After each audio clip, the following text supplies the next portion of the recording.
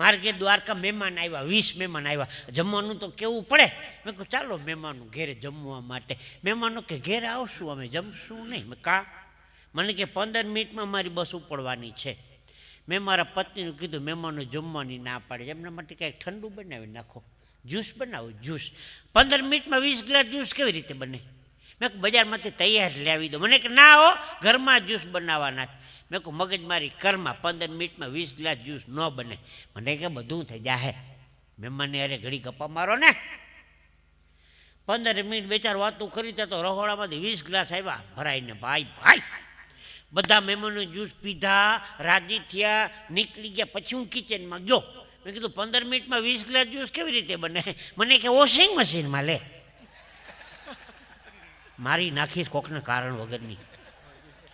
પછી ખબર પડી હોઠ ઉપર ફીણ હતા ખરા હો મહેમાનને.